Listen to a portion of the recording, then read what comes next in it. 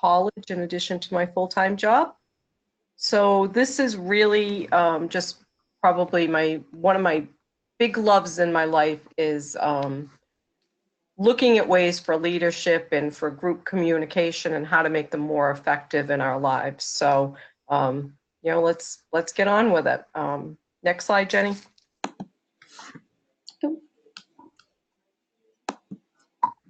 Sort of like that, pay no attention to the person behind the screen. Oh dear. There we go. Okay. So, today we're going to be talking about different things with managers and leaders, and what is the difference between leadership as a manager and leadership as a coach? Because our culture is changing,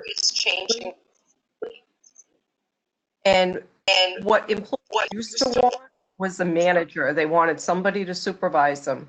Now today, you've got staff that are coming in. They want to be coaches. They want to be coached. They want to learn. They want to grow both professionally and personally.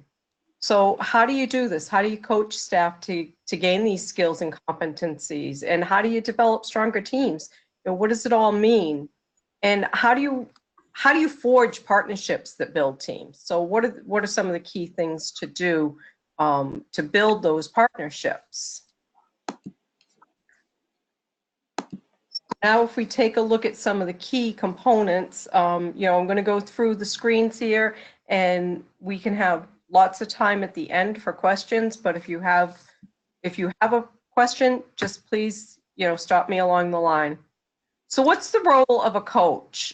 Coaches equip staff with tools, knowledge, and the opportunity to grow. But how do they do that? It's just not something that is just there.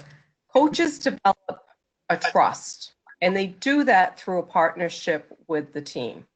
Okay, they also develop that trust with their staff. Coaches inspire. They inspire commitment to organizations. They inspire commitments to careers, and they inspire commitments to positions. Coaches will grow the skills. They're not going to manage. They're not going to mentor. They're going to give the skill sets on how to grow the skills that you need. And coaches are going to promote persistence. They are going to promote a lifetime of what I would call continuous improvement. And that's kind of a bad way to put it, but it's also actually what they do. They promote persistence with the staff. And coaches shape the environment. They shape the culture. They shape what's going on in an organization. They help develop innovative ideas for organizations to move beyond the manager mentoring mindset. So let's begin with how you develop a partnership. What are some of the key components that we need to develop partnerships with? Naturally, at the top of the list is listening. And what does that mean? How do you listen to your staff, and how do you want to be heard, and how do you want to listen to them? You want to listen with your whole body. You want to put away your cell phone. You want to not be in front of your computer. You want to be attentive. There's nothing worse than having a supervisor or senior leader with staff that's not listening when somebody's speaking, because then they feel they're not validated. You also want to discuss ideas with your staff. You want to discuss what's going on within that team and within the organization. You want to discuss how you've made a decision and how you've come to that conclusion. You want your staff to believe that they've had their, that their ability to develop and how they've played in that role. So you want to make sure that they hear that. You want to know those things. You want to share priorities with them, okay? You want to be able to explain your actions, and you want to know that when you're explaining those things with them, that you're doing them with a good balance. So you want to make sure that your information isn't breaking confidence. It's aligning with the values. And, think when you're sharing information, how can a person utilize that information? You also want feedback. It's going to be very important for you to receive feedback from them and for you to give them feedback. It's not a one-way street here. It's important that, if your staff sees that you're willing to listen to their feedback about something that perhaps you might not have developed, we do go right into respect. So your staff is going to learn from your feedback and from your willingness to accept feedback from them about, your own shortcomings, or maybe, something that you were not aware of, but they want to share it with you. You're going to develop that trust. You're going to develop that respect with each other. And then finally, follow up. These seem like really common practices, but I think all of us, I think during our careers, we forget the basics. And so follow up with your staff, follow back to them, and talk with them. And, when you're having a discussion or you've given them some of the stuff, you're utilizing the skill sets that I'm going to be, giving you support and guidance on today. Make sure that if you have them go to a training or something, that you follow up and see what they took from it. So you are really developing a one-on-one partnership with this staff person. And how you're going to go about doing this is through trust, and how that trust is going to happen is through these key ideas. All right, how can you inspire commitment? Because that's a big one. So you're going to inspire commitments by looking at goals and values, their goals and values. Right? What do they want? Okay. Illuminate where people are starting and stimulate people to gather their own information by asking them, how good do you think your skills are? What feedback have you received from others? How much do you know about your peers and internal customers? And so some of the ways that we take a look at those goals and values is, you're going to cultivate insight through the acronym GAPS, GAPS. And what are GAPS? Okay. G stands for goal. A stands for their abilities. P stands for the perceptions of how others see them. And standards are what others expect of them. So when you're thinking about how to get the goals and the values filled in, think about the acronym of GAPS. Their goals, right? Their abilities, those are the two things that they know. And then the things that you're going to fill in are how other people see them, so the perceptions and then the standards. All right.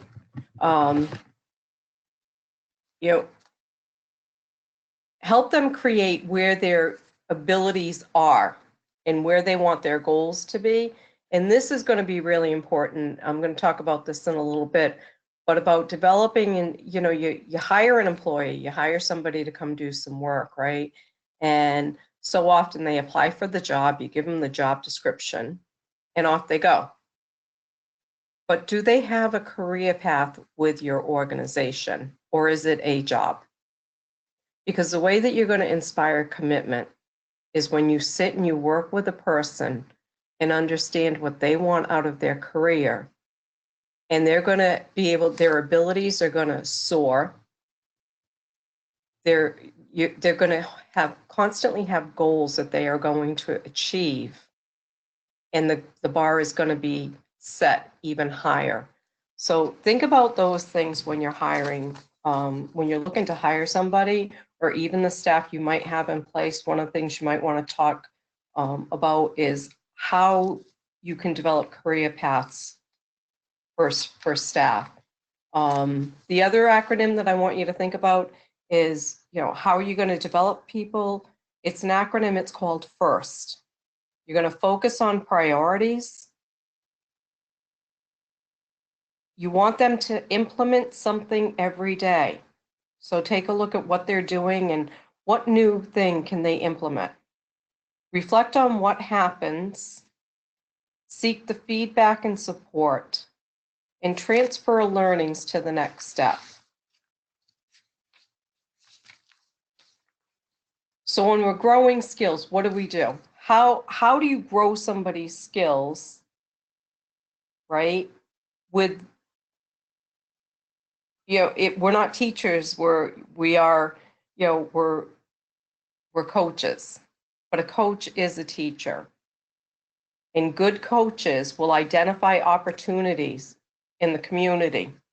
They're going to find experiences for learning for the staff, and they're going to match the need to the person. Not everybody learns the same way. Okay, some will relate to books, some classrooms, some would rather go to a conference and learn something. Everybody has their own way of learning. So one of the things that you want to focus in on is finding and defining the way that somebody's going to learn.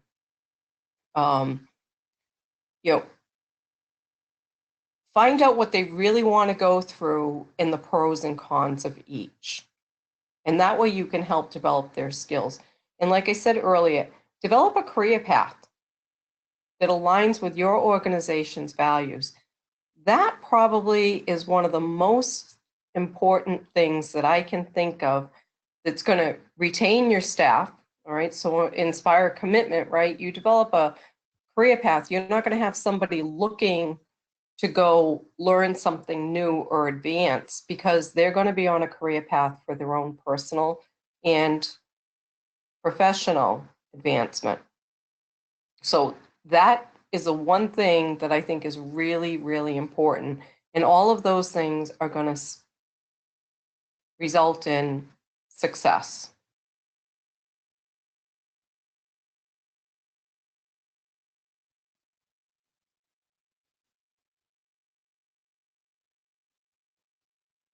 So the next thing that we talked of, what I listed in the beginning, was about persistence. And what is it about persistence that you need to be doing?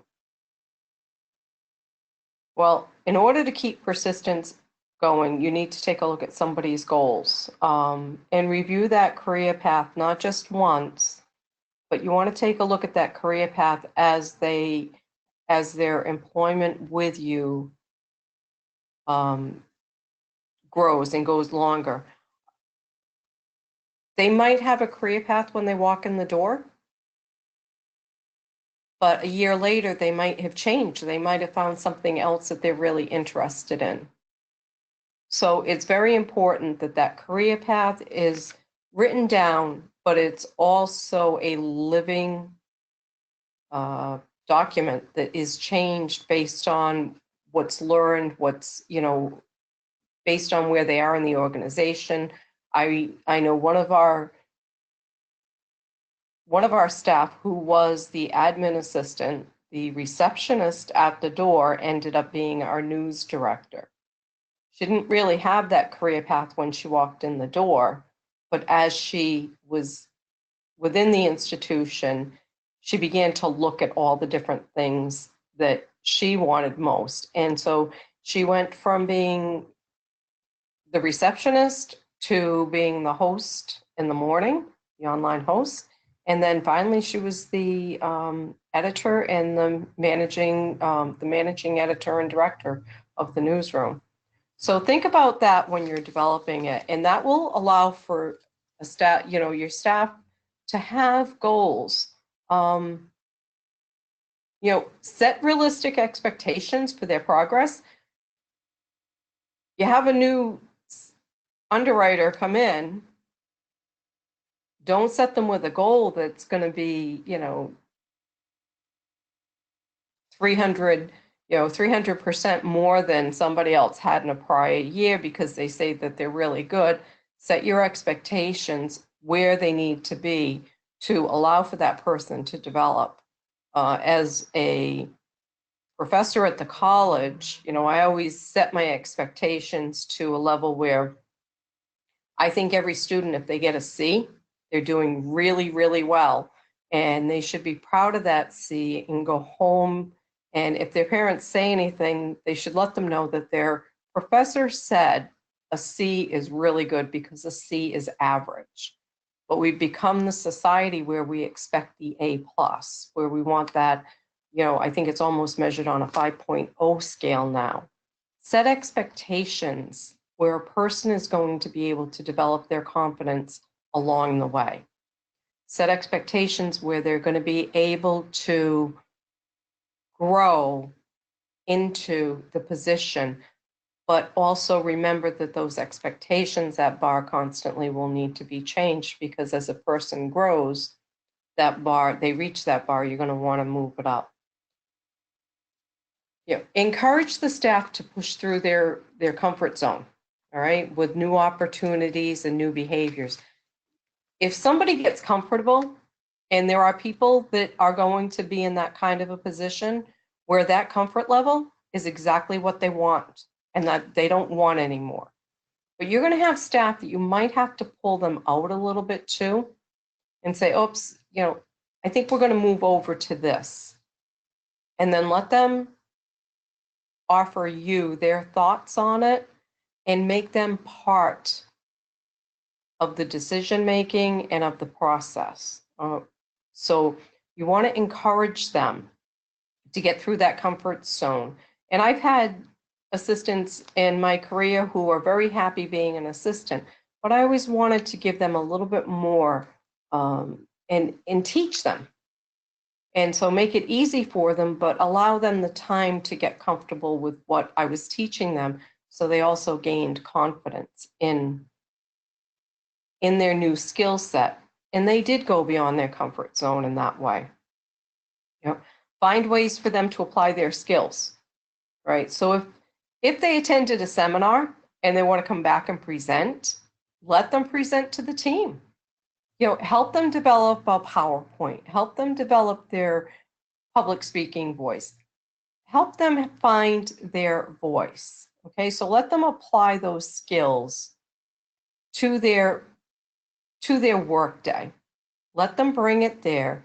Your staff is going to be a whole lot happier, and your team, as your team sees you doing all of these items, they're also going to gain confidence, gain trust, and you're going to develop even a tighter team that wants to be supportive of one another. And confidence, I can't say enough about confidence. Let them take the risks and fail. Let them fail. It's the only way to learn. Show that you've got confidence in their skills and allowing them to grow. Give them permissions to make mistakes. Okay. Share your failures. Cite your past successes, and remind them of their successes, right? But don't focus on what they didn't accomplish. Focus on what they've accomplished. Let them take the risk. Let them fail. I know when I was teaching, well, I'm teaching still, but when I began teaching early in my career, my students constantly challenged me by achieving all of the goals that I set. So let them challenge you to increase that bar for them. And the more that you let them the more that you let them grow on their own, and the more confidence that you have in them doing their job, because that's what you hired them for, that's how they're going to gain their own confidence. Okay. So, challenge the peak performance. I love watching people get promoted. I think, when I've mentored and coached somebody up and all of a sudden they get a promotion, there is nothing that will make you feel any better. All right, the environment is very, very important. And this is one of the key places where coaches come in. So what does it mean? It means that you need to recognize publicly and reward your people. Okay. Demonstrate your personal investments in their goals and in their career. Emphasize development as part of the performance matrix. The culture is moving away from annual performance reviews and moving over to a goal performance matrix, okay, where you're going to be setting goals, and you do this instead of doing it annually. You give them feedback monthly, even weekly, you can do it. But set that up, and so they always know when they're on track and when they're not on track. Provide career opportunities for staffs to learn the many areas of the department. Staffing decisions. Have this be part of your whole department. Include them in the budgets. Because what they're going to do is they're going to learn and they're going to feel that there's ownership and an investment there. Focus on ways for them to develop their new skills, right? And again, go back to that gaps and go back to first and work with them. I always like to say create a learner-teacher culture where you can host meetings that create a climate where, shortcomings, there's a candor about shortcomings, they're a virtue, and there is an openness about problems as a route to greater advancement. Acknowledge, explore, and feedback, provide constructive criticism.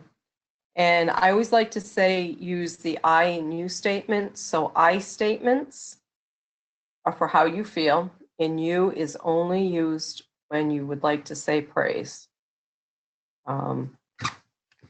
Very important thing in our lives, because I think we use you too frequently in the way that it creates a defensive environment.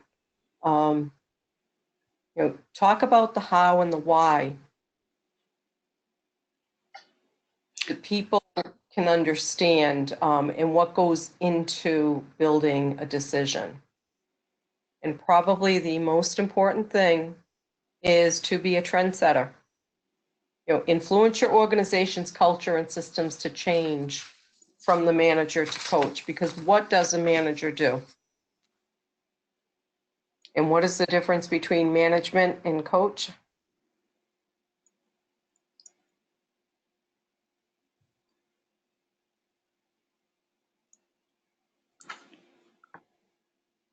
Joyce, Yep.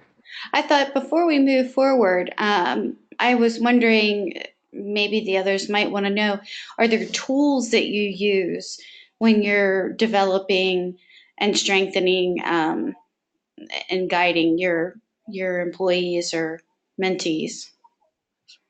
Well, those tools are the things that you have to research and be aware of what each of your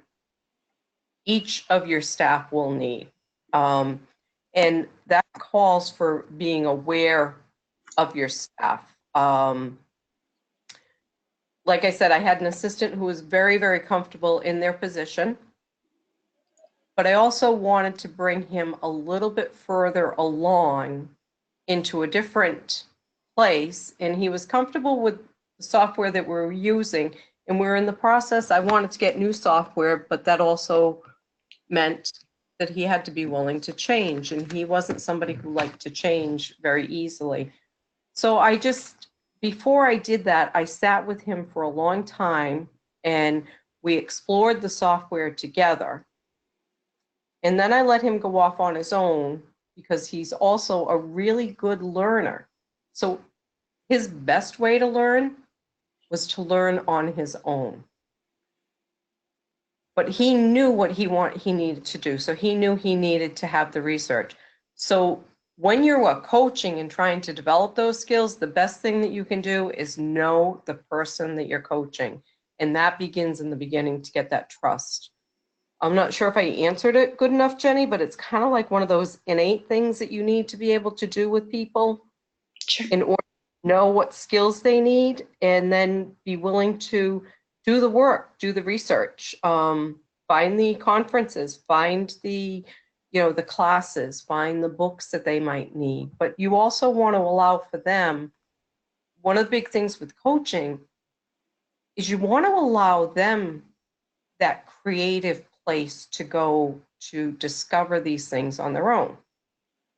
So with my assistant then that time, it was kind of like I gave him confidence in the changes that I was making. And then, I could have sat there and I could have taught him the whole software. Or I could let him learn it in the best way that he knew how. So that's your goal when you're coaching, is for people to become creative.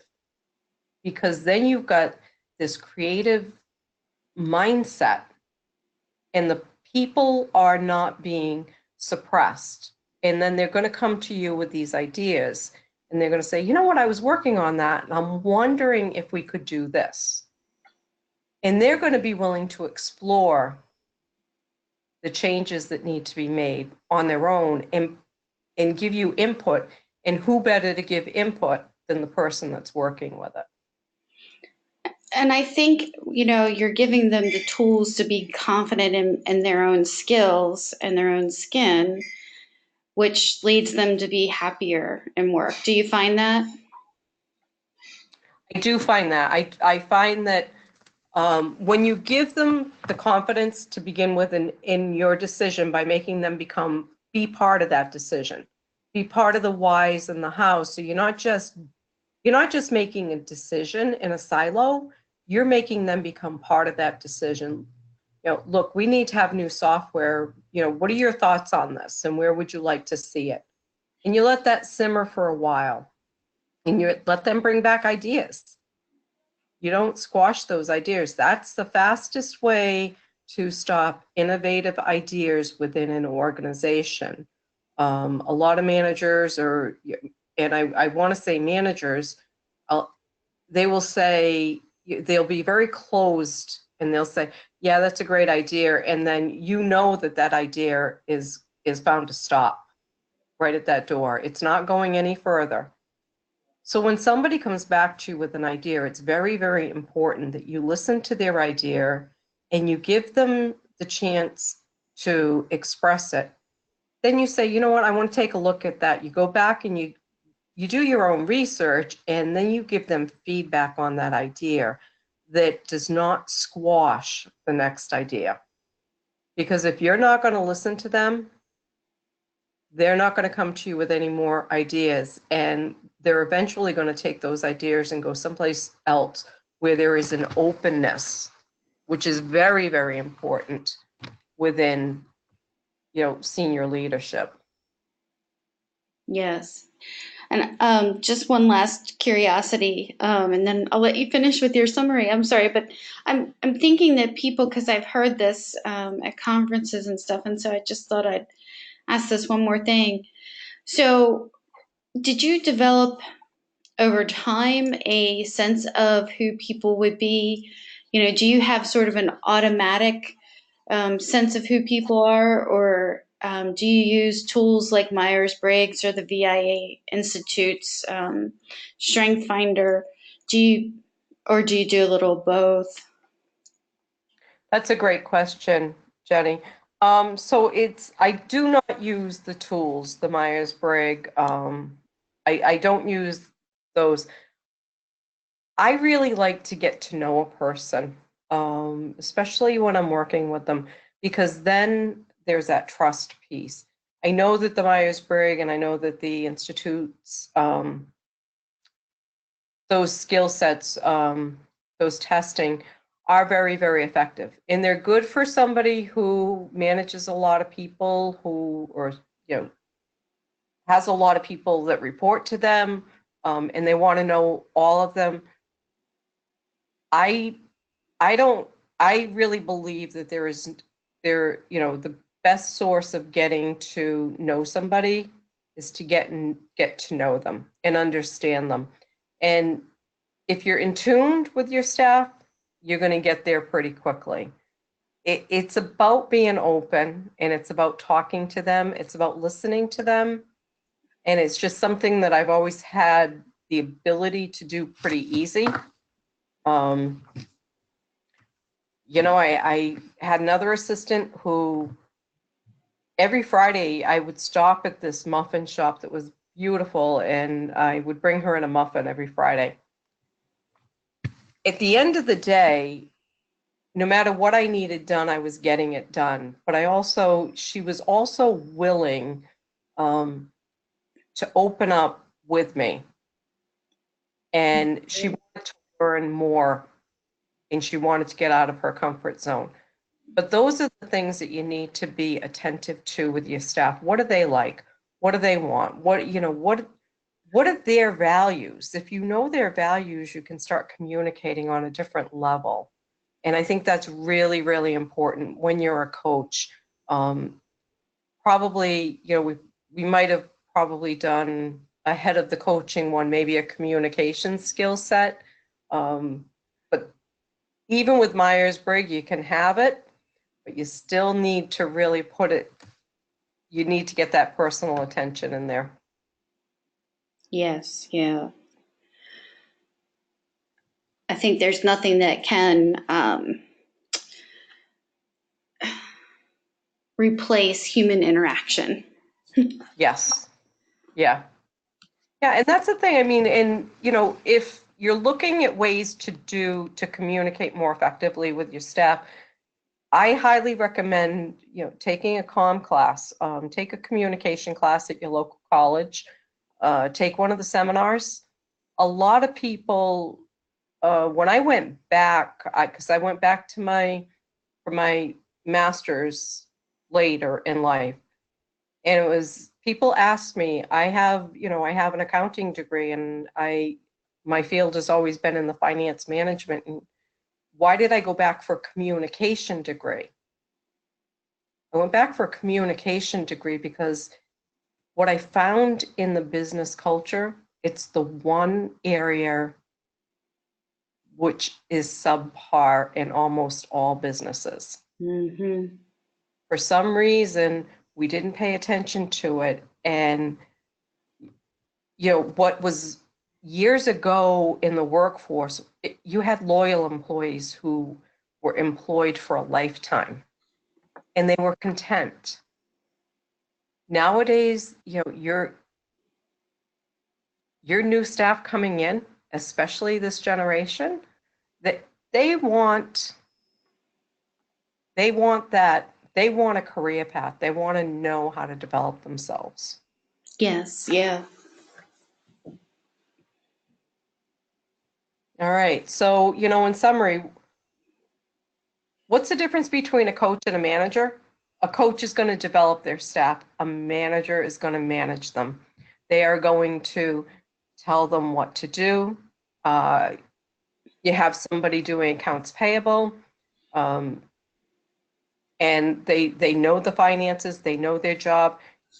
You're a manager. You're going to go in there every week and say, okay, you pay this, you pay this, you pay this. If you are a coach, you have got somebody who is developed enough to be able to determine what needs to be paid, what doesn't need to be paid. They can make those decisions, and it also gives them confidence in their position. So there's a big difference between the coach and the manager. Coaches inspire people. They inspire people to, want to grow. They inspire people to want to be happy at work, actually. The coach, people who work for a coach, people who are under the leadership of a coach, they will come to work every day. People who are under the leadership of a manager go to work every day. And what is the difference, right? If you're coming to work, you're coming to work to be there. If you're going to work, you're going to work to go home.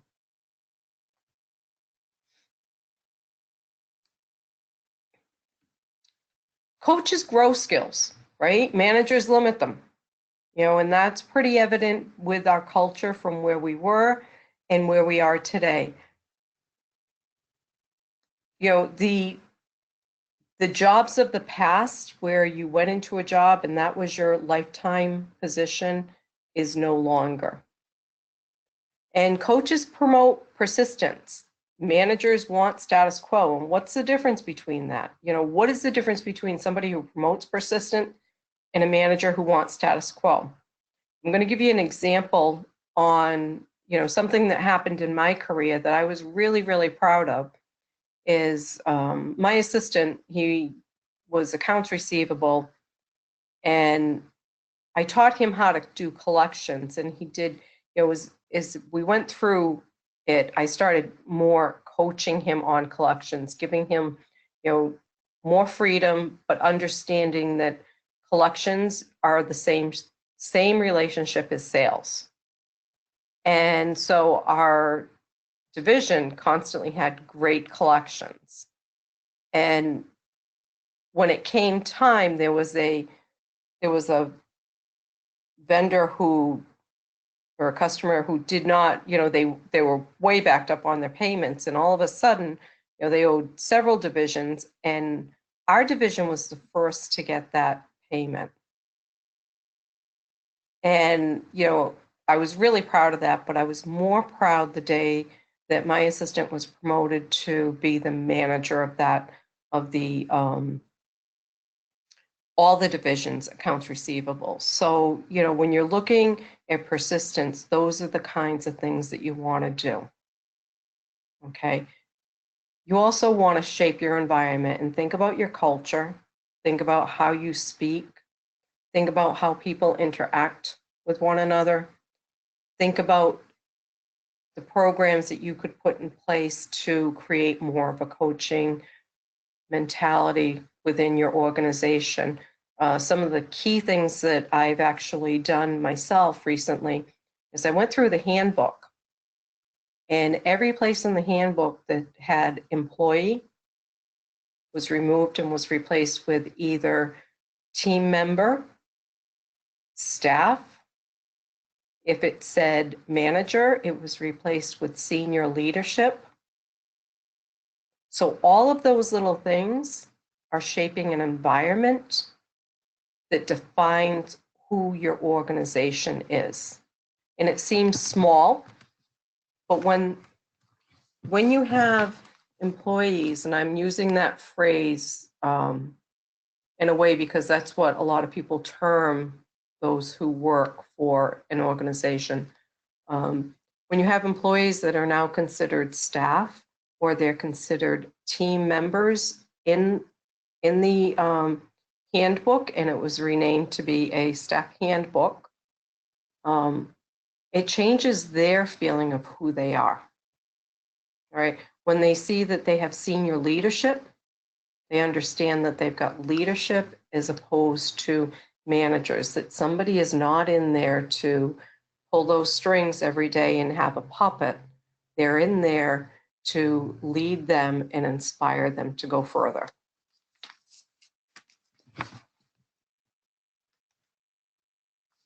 So I guess, Jenny, we could open it up for questions if we want. Okay, let me see if we have anything.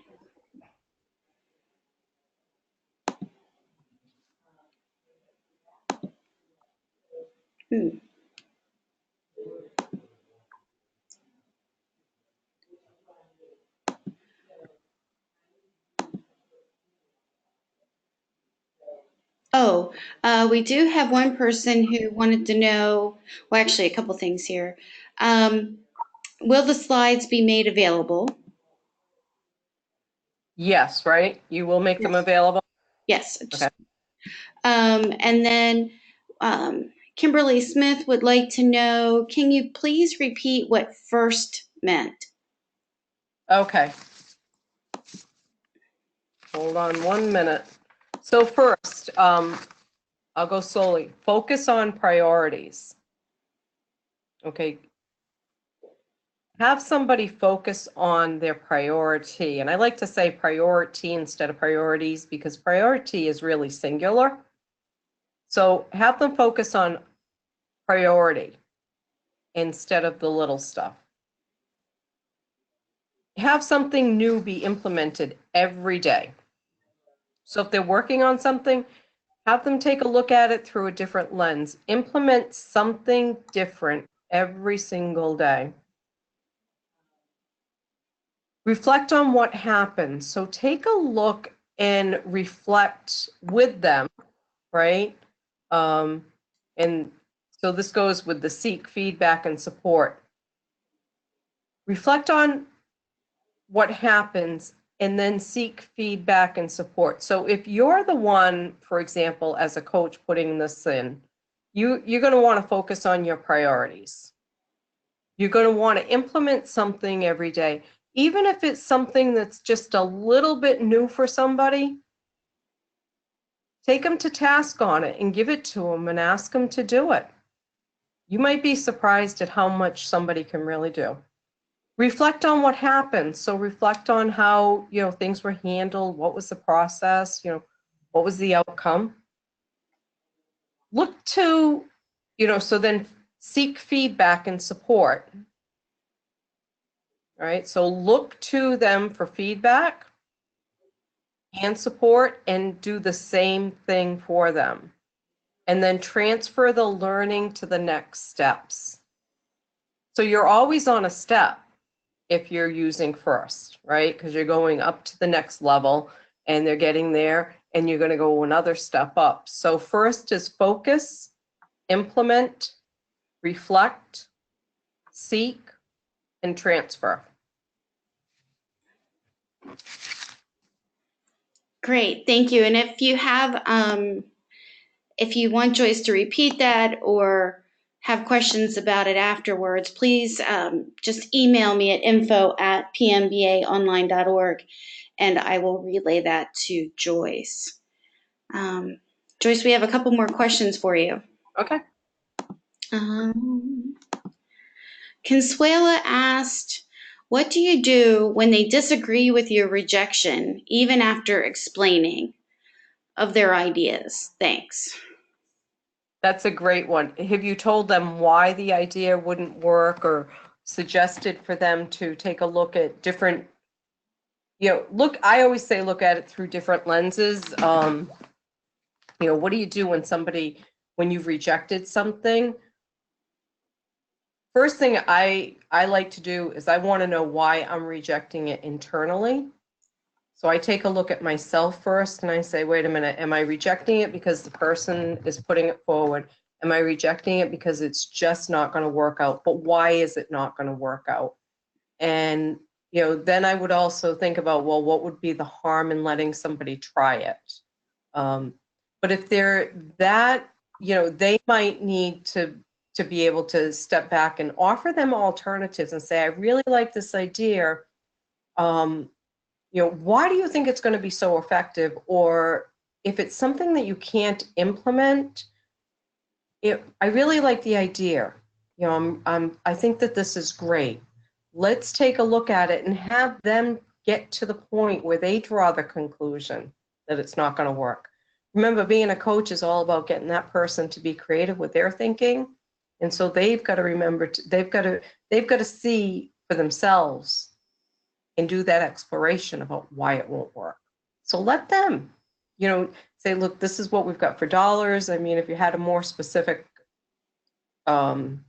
example, we could probably discuss that out, but have them take a look at why it won't work. if you decide it's not going to work, they're going to get their back up. But if you let them figure out why it's not going to work, you give them all the stuff that you have in your background, right? Then let them see why it's not going to work. Great, thank you. And Consuela, if you have a follow-up question, please just put it in the question area or the chat. So our next question came from Tammy Holloway, and she wanted the standards definition again. The gaps? Is that the standards? I think so, yeah. I believe it's gap, yeah. Okay, so gaps.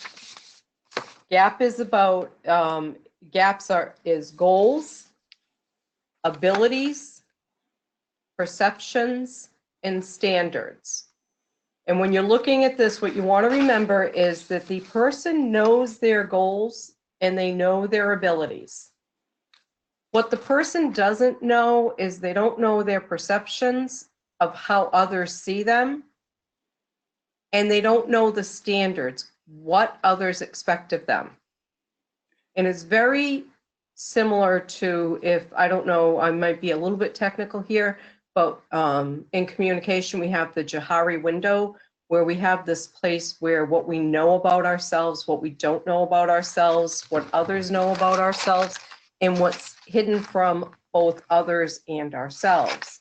So when you think about the gaps, GAPS, it's about the goals, the abilities, and those two things your staff should know about themselves. And the other things that they don't know about themselves and they have to learn is how others see them, because they might have to make steps to change that. In the standards, what others expect of them. So because those are dependent on actually other people's perceptions too.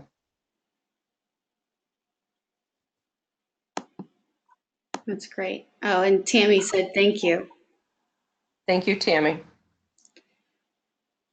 So I shared with Joyce beforehand that I, by day, am your membership coordinator, but I'm also a coach by night. And I loved what Joyce said about finding their values. And if you're interested in value exercises, just to kind of get a glimpse into it, do you have any resources that you might use, Joyce? I don't, like I said, most of mine is communication, Jenny. Oh, I love But that though. I mean, I just. I, I'm sure that you do, and I would think that it would be wonderful. I think people would really cherish relish the opportunity for you to share that with them.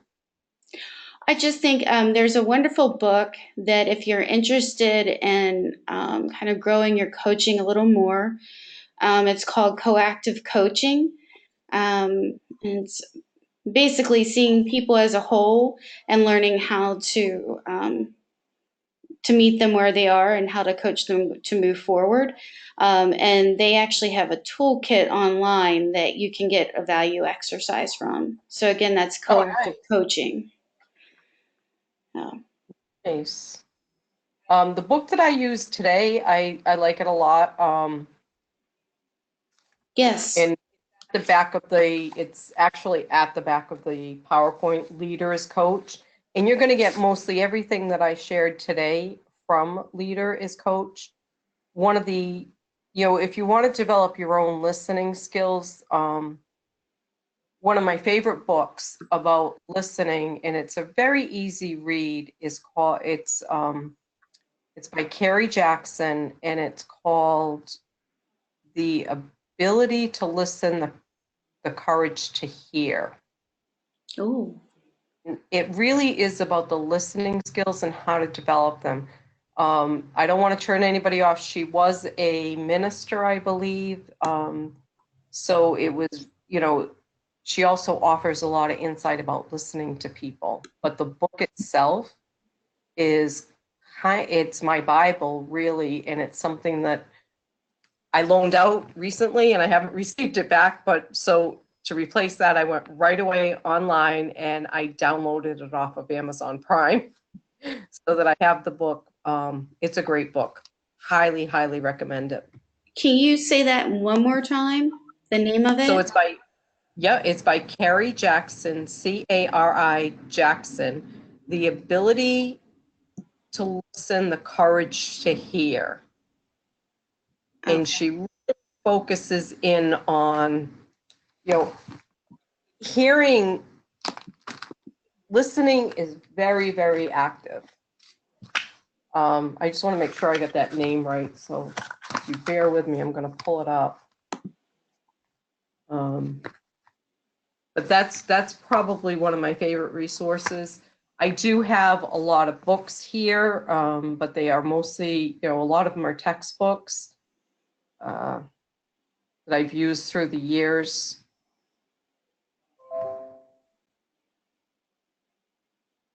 Let me just look up that book and make sure that I'm giving you the right one. It's up on my thing.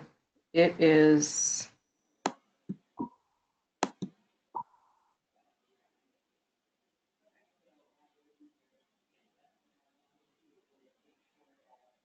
we go. The Gift to Listen, the Courage to Hear. I'm sorry. Listen. No, that's great. Thank you. So,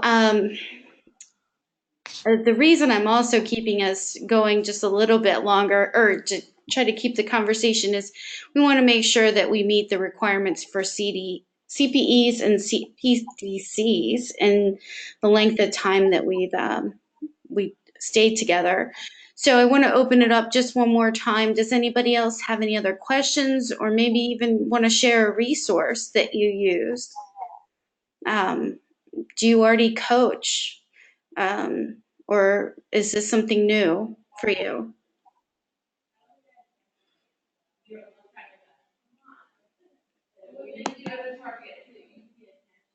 Let's see. Sonia has her hand raised. Okay. Let's see. Oh, I think I can. Sonia, you can unmute, or you should be able to unmute and talk to us if you'd like.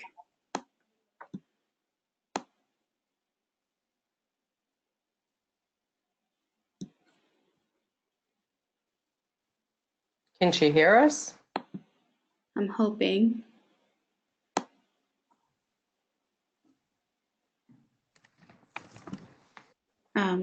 I'll check questions I'm again. actually going to go grab a couple of other books if you don't have any questions right now. Okay.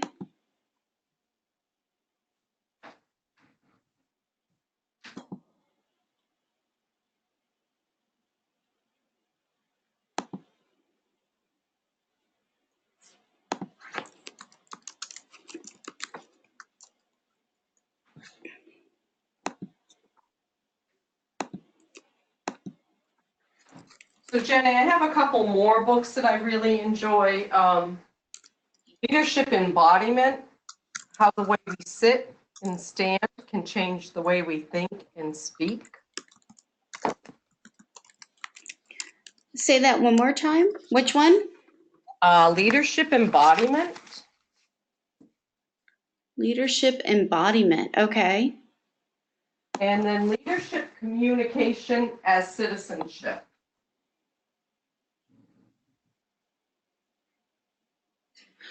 Oh, we have well, first I wanted to let you know that Sanja says that she can't use audio, but that she uses group counseling for her group of employees.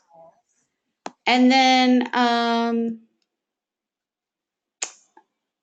Kimberly asked, where do you have conversations to get them comfortable to share, in office or out of office? That's a good question. That's a great question. I begin within office, and you're going to have to learn about that person. You've really got to be able to be sensitive to what they're comfortable with. But I begin in office, and I begin from day one, learning about them, learning what they like, what their what's important to them, where they so as you get to know somebody, I don't need to take it out of the office. I never really have. That's my second option. Mostly everybody I've been able to get in the office and do work with them directly through the office.